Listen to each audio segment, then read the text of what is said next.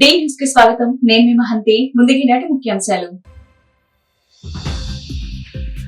ఓట్ల శాతం ప్రకారం ప్రతిపక్ష హోదా కావాలని అనుకుంటే గనక జర్మనీకి వెళ్లాలంటూ డిప్యూటీ సీఎం వ్యాఖ్యలకు మాజీ మంత్రి ఆర్కే రోజా స్ట్రాంగ్ కౌంటర్. గవర్నర్ ప్రసంగంలో చంద్రబాబు నాయుడు ఇచ్చిన సూపర్ 6 హామీల ఊసేలేకపోవడానికి కారణం ఏమిటో అని ప్రశ్నించిన ఎమ్మెల్యే తాటిపర్తి చంద్రశేఖర్. కృష్ణా జిల్లా Gannavaram sub division Kankipadu circle పరిధిలో హైవేపై వెళ్లేవారిని బెదిరించి డబ్బులు దొంగిలించే నేరస్తులను అరెస్ట్ చేసిన కంకిపాడు పోలీసులు.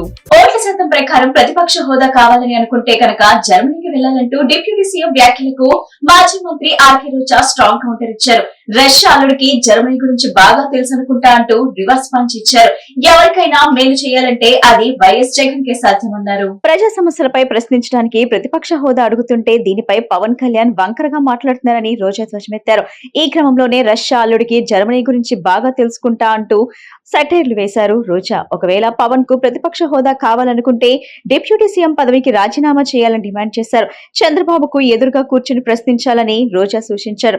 అసలు వైఎస్ జగన్ కు ప్రతిపక్ష హోదా ఇవ్వటానికి ఎందుకంత భయమని ప్రశ్నించారు.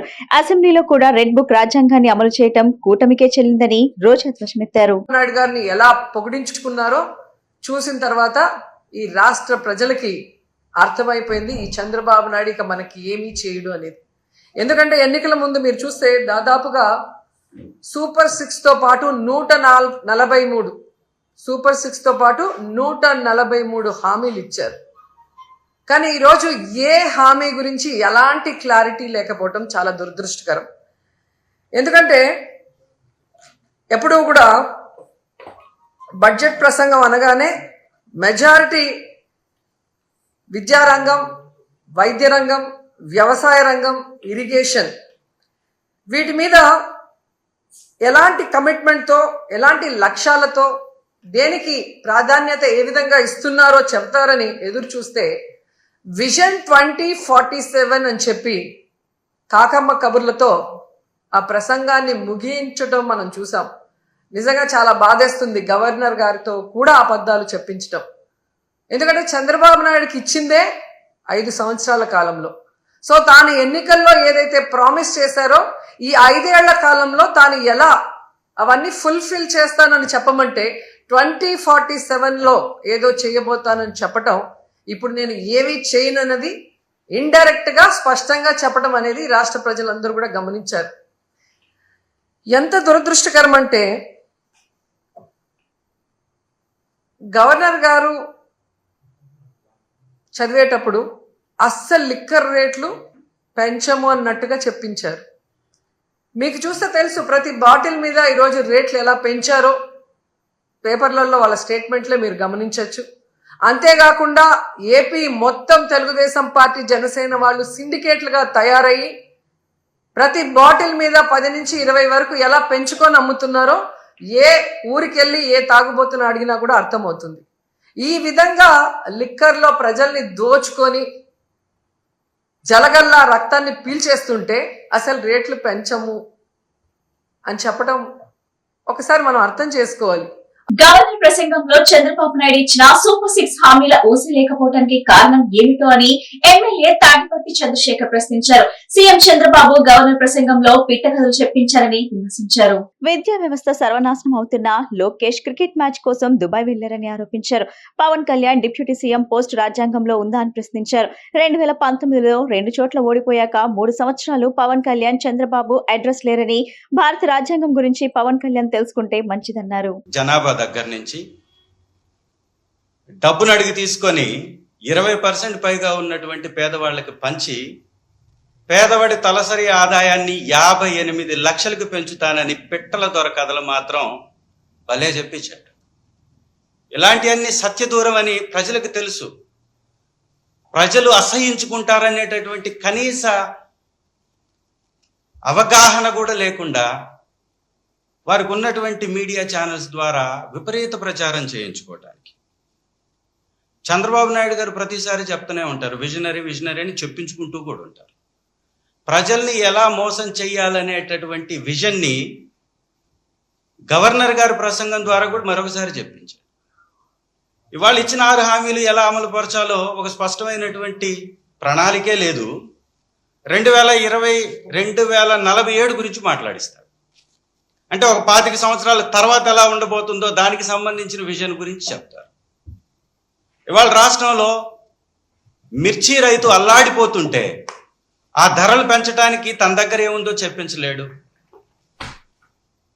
విద్యా వ్యవస్థ సర్వనాశనం అయిపోతుంటే కొడుకేమో ఇండియా పాకిస్తాన్ మ్యాచ్ చూడడానికి ఇంత కీలకమైనటువంటి బడ్జెట్ సమావేశాలు ఉన్నా కూడా, మంత్రివర్గ సమావేశం ఉన్నా కూడా సకల శాఖ మంత్రిగా ఉన్న లోకేష్ గారేమో దుబాయ్ ట్రిప్పులు కొట్టేస్తాడు.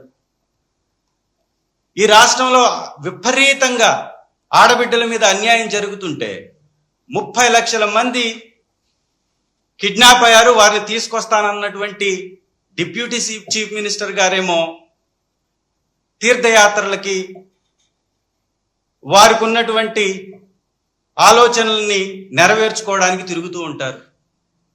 పేరుకు మాత్రం 3 నాయకులు ఈ రాష్ట్రానికి, ఈ కూటమి ప్రభుత్వానికి.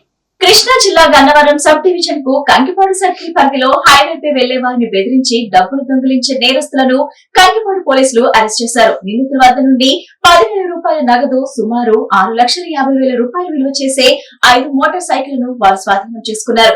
కంకిపాడు పిఎస్ ఈ నెల 18న ప్రొద్దుటూరు గ్రామానికి చెందిన వ్యక్తి కంకిపాడు నుండి ప్రొద్దుటూరుకి తెల్లవారుజామున 3 గంటల ప్రాంతంలో బండిపై వెళ్తుండగా శరత్ చంద్ర ఐఏఎస్ అకాడమీ సమీపాన వెనక నుండి 5 వ్యక్తులు 2 బైకులపై వచ్చి అతనిని ఆపి బెదిరించి ఇతని వద్ద ఉన్న 10,000 రూపాయల నగదును దొంగిలించారని ఫిర్యాదు చేశారు. ఈ ఫిర్యాదుపై కంకిపాడు పోలీస్ స్టేషన్ లో కేసు నమోదు చేశారు. కంకిపాడు ఎస్ఐ సందీప్ స్టేషన్ సిబ్బందితో కలిసి ఒక టీమ్ గా ఏర్పడి టెక్నికల్ అండ్ నాన్ టెక్నికల్ అంశాలను ఆధారంగా చేసుకుని నిఘా పెంచారు. 24న 9 గంటలకు కంకిపాడు మండలం ఈడుపుగల్లు గ్రామ మసీదు పక్క సందులో 2 బైక్లపై అనుమానాస్పదంగా ఉన్న 4 వ్యక్తులను అదుపులోకి తీసుకున్నారు.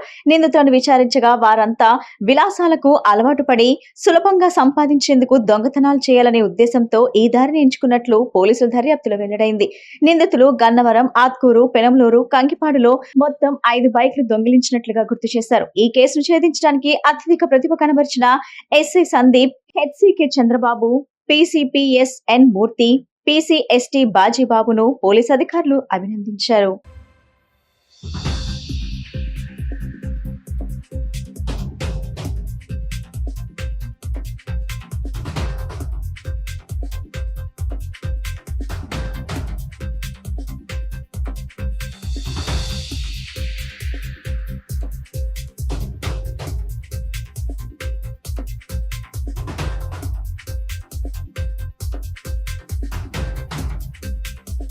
తారీఖున 18 ఫిబ్రవరిలో తారీఖున మన ఇక్కడ శరత్ చంద్ర ఐఏఎస్ అకాడమీ అని మన హైవే మీద ఉంటుంది.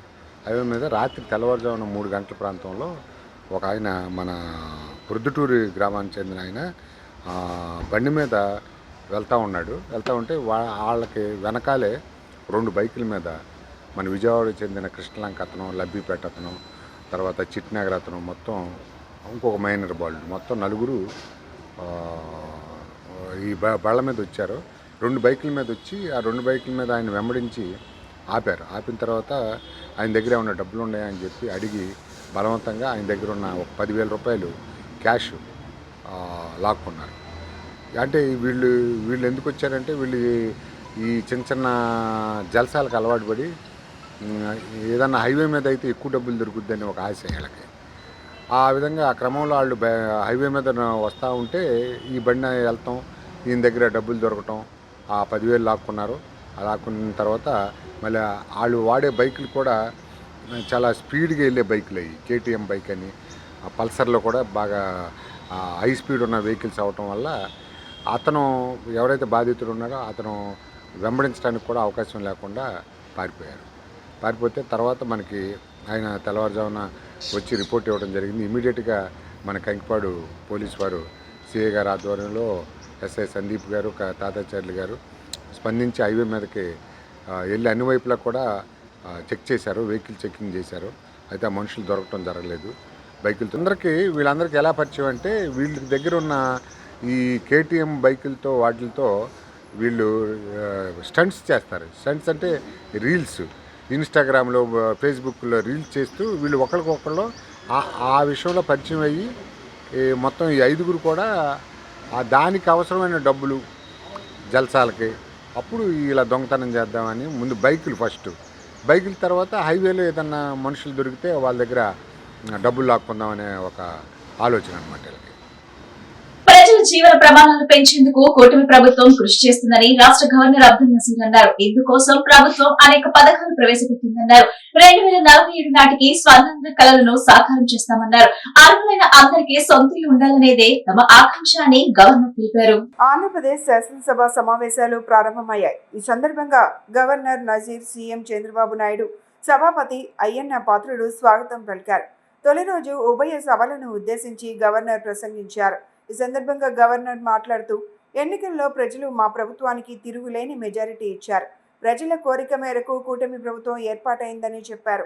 గత 5 ఏళ్లలో రాష్ట్రం అనేక ఇబ్బందులకు గురైందని, గత ప్రభుత్వ పాలనతో రాష్ట్రం ఎంతో నష్టపోయిందన్నారు. సూపర్ 6 పథకాల ద్వారా ప్రజలకు మేలు చేస్తున్నామన్నారు. అధికారంలోకి వచ్చిన వెంటనే ల్యాండ్ టైటిలింగ్ యాక్ట్ను రద్దు చేశామని, మెగా డిఎస్సి దస్త్రంపై సంతకం చేశామన్నారు. అన్న క్యాంటీన్లు తెచ్చి పేదవాళ్ల ఆకలి తీరుస్తున్నాం. కూటమి వచ్చాక రాష్ట్రాన్ని గాడిలో పెడుతున్నామన్నారు. మా ప్రభుత్వం వచ్చాక తలసరి ఆదాయం పెరిగిందన్నారు. పేద విద్యార్థులకు ఉపకార వేతనాలు అందిస్తున్నామని, విద్య, వైద్యం, మౌలిక వసతులపై ప్రత్యేక దృష్టి సారించామన్నారు.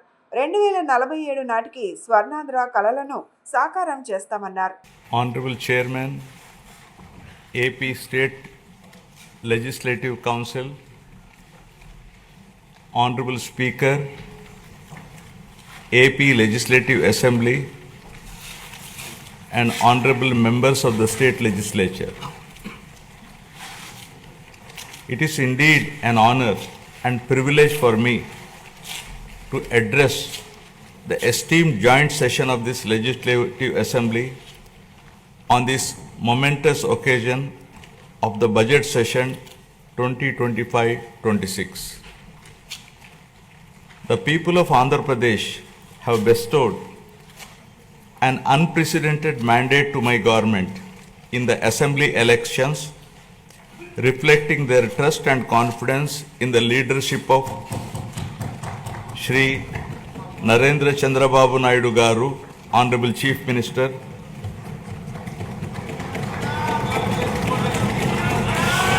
Shri Pawan Kalyan Garu, Honorable Deputy Chief Minister, and the complete support of Shri Narendra Modi Garu, Honorable Prime Minister of India, and the coalition of NDA government.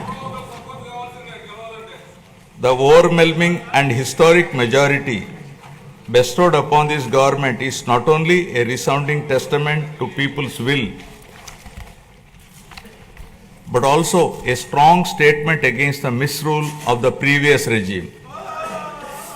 Let me bring the attention of the August House to my earlier address to this House, where I had spoken about the perilous situation we were in due to misappropriation on all fronts in the previous regime. Assembly సమావేశాల్లో జనసేన సామాన్యుడి గొంతుగా ఉండాలని ఆ party అధ్యక్షుడు deputy CM Pawan Kalyan అన్నారు. ప్రజా సమస్యలతో పాటు వారి ఆకాంక్షలను చట్టసభలో వినిపించేలా పార్టీ సభ్యులు చర్చల్లో పాల్గొనాలని దిశానిర్దేశం చేశారు. బడ్జెట్ సమావేశాల నేపథ్యంలో పార్టీ కేంద్ర కార్యాలయంలో జరిగిన శాసనసభాపక్ష సమావేశంలో పవన్ మాట్లాడుతూ శాసనసభ సాంప్రదాయాలు, మర్యాదలు కాపాడుతూ హుందాగా వ్యవహరిద్దామని చెప్పారు. చట్టసభల్లో మాట్లాడే భాష, వాడే పదాల విషయంలో సభ్యులు జాగ్రత్తగా ఉండాలని సూచించారు. వైసీపీ సభ్యులు అసభ్య పదజాలంతో రెచ్చగొట్టిన సంయమనం పాటించాలన్నారు. భాషా విషయంలో నాదెండ్ల మనోహర్, మండల్ బుద్ధప్రసాద్, హరిప్రసాద్ మార్గనిర్దేశం చేయాలన్నారు.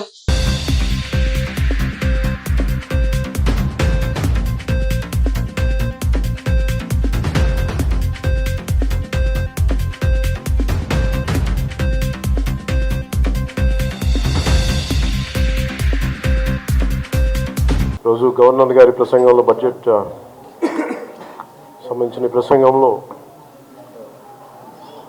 గవర్నర్ గారు ప్రసంగిస్తున్నప్పుడు గత ప్రభుత్వంలో ఉన్న నాయకులు,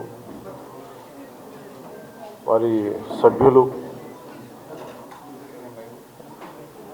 చాలా హుందాగా గవర్నర్ గారు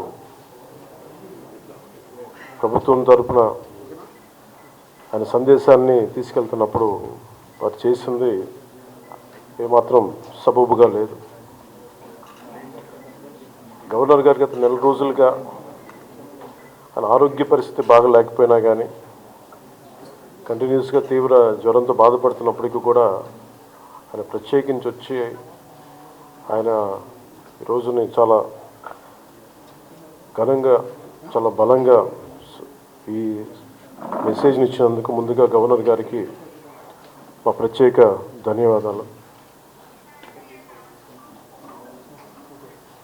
గవర్నర్ గారి ప్రసంగంలో వైసీపీ అగ్రనాయకత్వం కానీ సీనియర్ నాయకులు కానీ వారి ఎమ్మెల్సీ సభ్యులు కానీ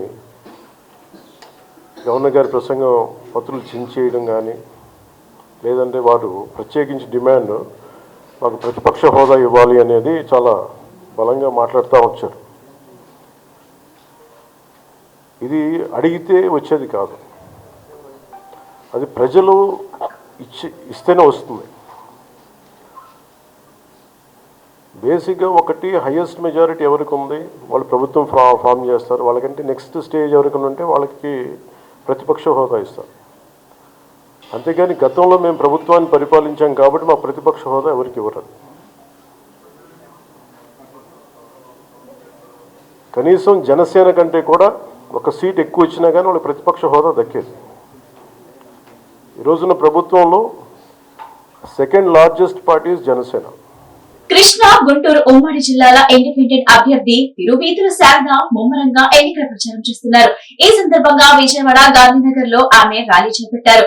పట్టభద్రులకు కరపత్రాలు అందిస్తూ బ్యాలెట్ సీరియల్ నెంబర్ 24 వద్ద మొదటి ప్రాధాన్యత ఓటు వేసి గెలిపించాలని అభ్యర్థించారు. అనంతరం ఆమె మాట్లాడుతూ ఎన్డీఏ కూటమి ప్రభుత్వం ఏర్పడిన తర్వాత ఉద్యోగులు, పెన్షన్దారులు, వాలంటీర్లు ఎన్నో ఇబ్బందులు పడుతున్నారని చెప్పారు. వారు పడుతున్న ఇబ్బందులు చాలా సార్లు తన దృష్టికి తీసుకువచ్చారని, వారి తరపున ఉద్యమాలు చేస్తారని గుర్తు చేశారు. చదువుకున్న పట్టభద్రులందరూ ఆలోచించి ఒక మంచి నిర్ణయం తీసుకోవాలని, పట్టభద్రుల సమస్యలపై పోరాడే తనకు మద్దతు ఇవ్వాలని కోరారు. మేనిఫెస్టోలో వాలంటీర్లకు 10,000 రూపాయల గౌరవ వేతనంతో ఉద్యోగ భద్రత కల్పిస్తామని చెప్పిన చంద్రబాబు నేడు వారిని విధుల్లో నుండి తీసివేసి రోడ్డున పడేశారని ఆవేదన వ్యక్తం చేశారు. వాలంటీర్లకు తాను మద్దతుగా ఉంటానని, తనను ఎమ్మెల్సీగా గెలిపిస్తే మార్చి 4న దుర్గమ్మ సాక్షిగా వాలంటీర్ల కోసం దీక్ష చేపడతానని స్పష్టం చేశారు. ఉపాధ్యాయులు, విద్యార్థులు ఎన్నో రకాల బాధలు పడుతున్నారని, ఫీజు రియంబర్స్లు లేవు, అమ్మఒడి లేదని ఆందోళన వ్యక్తం చేశారు. ఇలాంటి అంధకారమైన నిస్సహాయతను ప్రదర్శిస్తూ కూటమి ప్రభుత్వం మిన్నుకుంటుందన్నారు. పట్టభద్రుల తనను గెలిపిస్తే నిరంతరం వారి సమస్యల పరిష్కారానికి కృషి చేస్తానని చెప్పారు. అలాగే అవుట్ సోర్సింగ్ ఉద్యోగుల ప్రాబ్లమ్స్ ఎన్నో ఉన్నాయి. పెన్షనర్స్ ఎన్నో ప్రాబ్లమ్స్ ఫేస్ చేస్తున్నారు. మరి ఇలాంటి వాళ్ళ ప్రతి సమస్యని నేను పరిష్కరిస్తానని, మరి అదే విధంగా వాలంటీర్స్ కు నేను తోడుగా ఉంటానని, 27న ఎన్నికలు జరిగిన తరువాత 3వ తారీఖున రిజల్ట్స్ వస్తాయి, ఎలక్షన్ రిజల్ట్స్.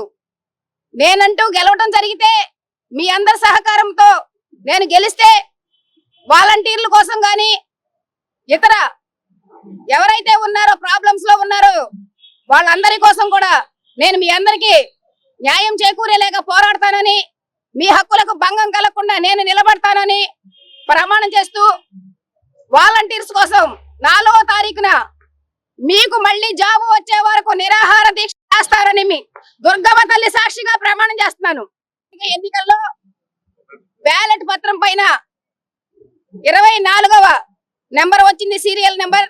దానికి ఎదురుగా 1 అంకె వేసి ప్రథమ ప్రాధాన్యత ఓటు నాకు వేసి అత్యధిక మెజారిటీతో మహిళా అమ్మ తల్లులు 1,40,000 పై చిలుకు ఉన్నారు. ఇప్పుడు వాళ్ళు గాని, మేధావులు, మిగతా వారు గాని, నా అన్నదమ్ములు, అక్క చెల్లెళ్ళు ప్రతి వాళ్ళు నాకు మద్దతిస్తూ ఓటు వేస్తారని, వాళ్ళు గెలిపిస్తారని, మీ అందరికీ నేను కూడా నాకు మీరు ఎలా అండగా ఉండి గెలిపిస్తున్నారో మీ హక్కుల కోసం నేను కూడా అలాగే అండగా ఉండి పోరాడతానని ప్రమాణం చేస్తూ సెలవు తీసుకుంటున్నాను. పారిశుద్ధ్య నిర్వహణ, డ్రైనేజ్ లో పూడికలు తీయటం నిరంతరం జరుగుతూ ఉండాలని నగరపాలక సంస్థ కమిషనర్ ధ్యాన్ చంద్ర తెలిపారు. తమ ఛాంబర్ లో శాఖాధిపతులతో సమీక్ష సమావేశం నిర్వహించారు. ఈ సమావేశంలో పారిశుద్ధ్య నిర్వహణ, డ్రైనేజ్ లో పూడికలు తీయటం నిరంతరం జరుగుతూ ఉండాలని అధికారులను ఆదేశించారు. మైనర్, మీడియం, మేజర్ డ్రైన్లన్నీ డిస్టిలింగ్ పనులను పూర్తి చేయాలని అన్నారు. నగరాన్ని గుంతలు రహిత నగరంగా తీర్చిదిద్దాలని, నిత్యం పారిశుద్ధ్య నిర్వహణ, డ్రైన్ల డిస్టిలింగ్, పాట్స్ హోల్స్ నిర్వహణ జరుగుతుండాలని అధికారులను ఆదేశించారు.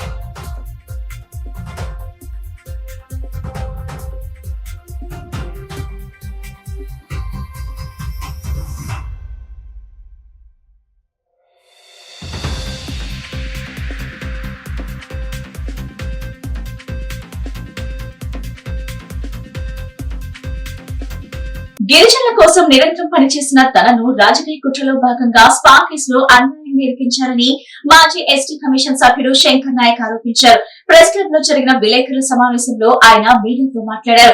ఒక గిరిజన బిడ్డగా తాను చేస్తున్న పనులు అందరికీ తెలిసేలా ఆ యూట్యూబ్ ఛానల్ తో సంప్రదింపుల కోసం వెళ్లానని, అంతే తప్ప స్పా ఉందని కూడా తెలియజేశారు. తన దగ్గరికి సివిల్ డ్రెస్ లో వచ్చిన వ్యక్తి ఎదురుగా వచ్చి పోలీసులు వస్తున్నారని, ఏది పడితే అది అడిగి ఇబ్బందులు పెడతారని చెప్పి మంచం కింద ఉంచారన్నారు. అక్కడ ఆ అమ్మాయిని నన్ను కావాలని తనను మంచం కింద ఉంచిన వ్యక్తే వీడియో తీశారని ఆరోపించారు. తన వీడియోను విడుదల చేసి రాజకీయ కుట్రగా వాడుకున్నారని, తాను ఏ తప్పు చేయలేదని స్పష్టం చేశారు. దీనిపై పూర్తి స్థాయిలో న్యాయ విచారణ చేయాలని కోరారు. నా పేరు వడిత్యా శంకర్ నాయక్ సార్. నేను గిరిజన విద్యార్థి సమాఖ్య జీవీఎస్, గిరిజన ప్రజా సమాఖ్య జీపీఎస్ వ్యవస్థాపక జాతీయ అధ్యక్షుడిగా దాదాపుగా 2 దశాబ్దాలుగా నేను ఆంధ్రప్రదేశ్ రాష్ట్రంలో, తెలంగాణ రాష్ట్రంలో గిరిజనుల యొక్క సామాజిక హక్కుల కోసం నేను రాజకీయాలకు అతీతంగా మరి పనిచేసినటువంటి వ్యక్తిగా, మరి ఈ మధ్య కాలంలోనే నేను ఆంధ్రప్రదేశ్ రాష్ట్రంలో కొత్తగా ఏర్పడినటువంటి ఎస్టీ కమిషన్లో మరి మైదాన ప్రాంతం నుంచి కమిషన్ సభ్యుడిగా 3 సంవత్సరాలు పనిచేసినటువంటి వ్యక్తిగా ఇవాళ మీ ముందు వచ్చి మాట్లాడడం జరుగుతూ ఉంది. అంటే మొన్న శుక్రవారం నాడు మరి విజయవాడ నడిబోర్డున ఉన్నటువంటి గురునానక్ కాలనీలో మరి అక్కడ నిర్వహిస్తున్నటువంటి ఒకటి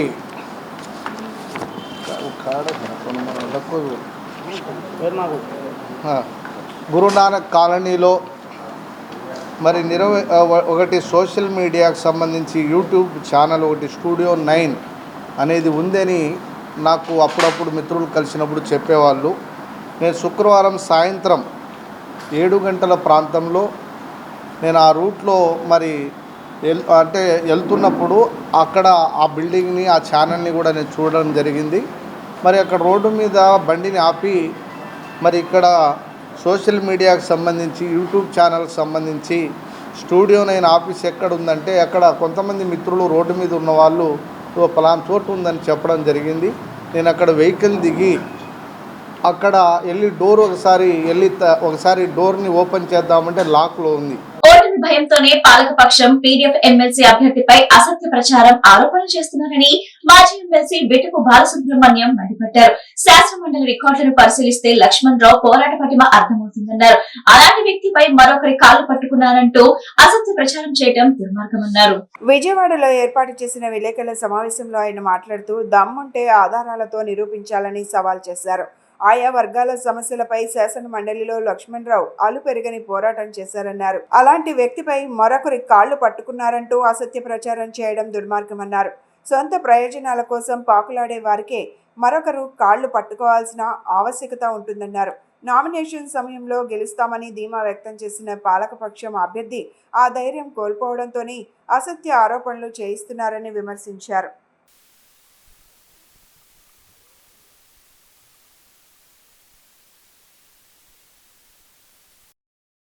ఒక రకంగా ఎన్నికలు చాలా ప్రత్యేకమైనవి, ఒక రకంగా ఎన్నికలు చాలా చిన్నవి. ప్రత్యేకమైనవి ఎందుకంటే 3,34,000 మంది పట్టభద్రులు ఓటేస్తున్నారు ఎన్నికల్లో. అంటే బాగా చదువుకున్నటువంటి వాళ్ళు, ఆచితూచి ఆలోచించగలిగినటువంటి వాళ్ళు పాల్గొనేటటువంటి ఎన్నికలు ఇవి. చిన్న ఎన్నికలను ఎందుకంటున్నానంటే దీనివల్ల ఏమీ పెద్దగా రాజకీయ ప్రభావం ఉండదు. ఈ పార్టీకి ఆ పార్టీకి కూడా లబ్ధి కలగడమో నష్టం కలగడమో అనేటటువంటివి ఏమీ ఉండవు. కానీ ఇంతమంది విద్యావంతులు పాల్గొనేటటువంటి ఎన్నికలు హుందాగా, గౌరవప్రదంగా, రాష్ట్రానికి సంబంధించిన ముఖ్యమైనటువంటి అంశాల మీద చర్చ జరిగేటట్టుగా, లోతైనటువంటి అవగాహన ఓటర్లకు కూడా కలిగించేదానికి ఉపయోగించుకునేటట్టుగా జరగాలని ఎవరైనా కోరుకుంటారు. టీచర్ల ఎన్నికలు, పట్టభద్రుల ఎన్నికలు డిఫరెంట్గా జరగాలి. డిఫరెంట్గా ఉండేవాళ్ళు పోటీ చేయాలి. అసలు ఆ ఎన్నికలు జరిగే క్రమము, ప్రచారము కూడా డిఫరెంట్గా ఉండాలి.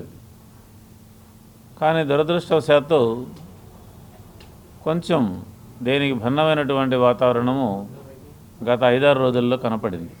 మేము వరకు పీడీఎఫ్ ఎమ్మెల్సీలో ఏ పరిస్థితుల్లోనూ ఎన్నికల కంటే విలువల్ని ప్రధానంగా చూస్తాం. ప్రత్యర్థుల మీద దూషణభూషణాలకు మేము దిగము, నిందలు వేయము. ప్రధానమైనటువంటి అంశాలు ఏవో వాటిని గురించే మాట్లాడతాం. ఇప్పుడు ఈరోజు రాష్ట్రంలో విద్యారంగం అస్తవ్యస్తంగా మారిపోయింది. వైసీపీకి ప్రతిపక్ష హోదా ఇవ్వాలని శాసనమండలి ప్రతిపక్ష నేత బొత్స సత్యనారాయణ అన్నారు. సభలో ఉండేది ఒకటి అధికార పక్షం, మరొకటి ప్రతిపక్షం. ఆ హోదాకు ఎంతో విలువ ఉంటుందన్నారు. ప్రజల గొంతుకు వినపడాలంటే తమకు ప్రతిపక్ష హోదా ఇవ్వాల్సిందేనన్నారు. అందుకే సమస్యలపై ప్రజాక్షేత్ర స్థాయిలో పోరాటం చేస్తామని స్పష్టం చేస్తామన్నారు. ప్రభుత్వం చొక్కా పట్టుకుంటామని బొత్స స్పష్టం చేశారు. అసెంబ్లీ సమావేశాల్లో వైసీపీ ప్రతిపక్ష హోదా కోసం వైసీపీ పట్టుబట్టింది. సమావేశాలు ప్రారంభం కాగానే గవర్నర్ అబ్దుల్ నజీర్ ప్రసంగానికి అడ్డు తగులుతూ వైసీపీ సభ్యులు నిరసన వ్యక్తం చేశారు. సమావేశాలను బాయ్కాట్ చేసిన వారంతా జగన్తో కలిసి అసెంబ్లీ బయటకు వచ్చారు.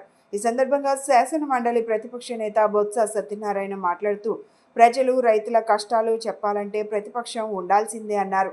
అందుకే ప్రతిపక్ష హోదా ఇవ్వాలని ముక్త కంఠంతో నినాదించామన్నారు. ప్రజలు చాలా ఇబ్బందుల్లో ఉన్నారని, రైతుల బాధలపై ప్రభుత్వం నుంచి ఎలాంటి చర్యలు లేవన్నారు. కేంద్రంతో మాట్లాడుతున్నామని, ప్రయత్నిస్తున్నామంటున్నారే తప్ప పట్టించుకోవడం లేదన్నారు. మిర్చికి వెంటనే మద్దతు ధర ప్రకటించాలని డిమాండ్ చేశారు. 9 నెలలు గడుస్తున్నా సూపర్ 6 హామీలు అమలుకు నోచుకోలేదన్నారు.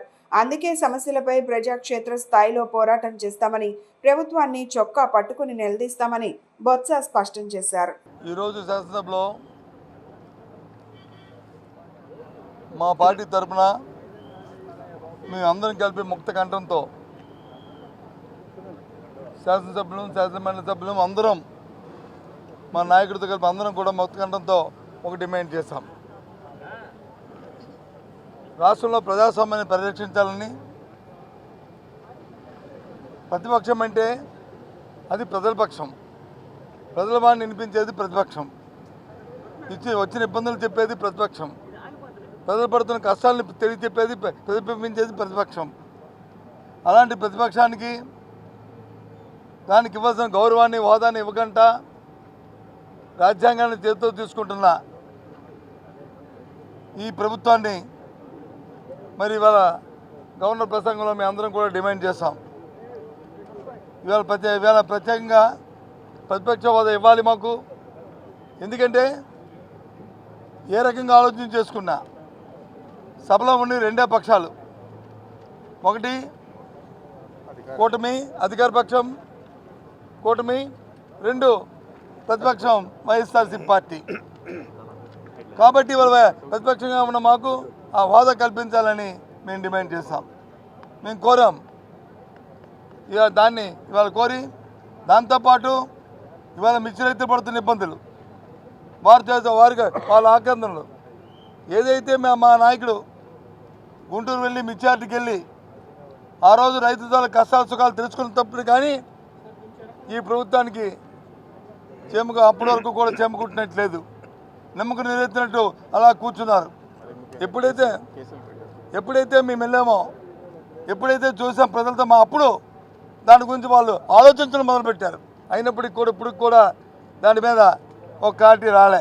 వార్తలు ముగించే ముందు ముఖ్యాంశాలు మరోసారి.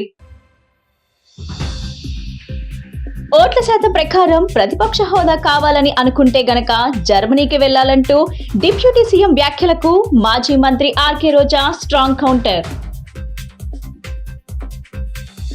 గవర్నర్ ప్రసంగంలో చంద్రబాబు నాయుడు ఇచ్చిన సూపర్ 6 హామీల ఊసేలేకపోవడానికి కారణం ఏమిటో అని ప్రశ్నించిన ఎమ్మెల్యే తాటిపర్తి చంద్రశేఖర్. కృష్ణా జిల్లా Gannavaram sub division Kankipadu circle పరిధిలో హైవేపై వెళ్లే వారిని బెదిరించి డబ్బులు దొంగిలించే నేరస్తులను అరెస్ట్ చేసిన కంకిపాడు పోలీసులు. ఈ బులెటిన్ ఇంతటితో సమాప్తం. తిరిగి మరో బులెటిన్ కలుద్దాం. నమస్కారం.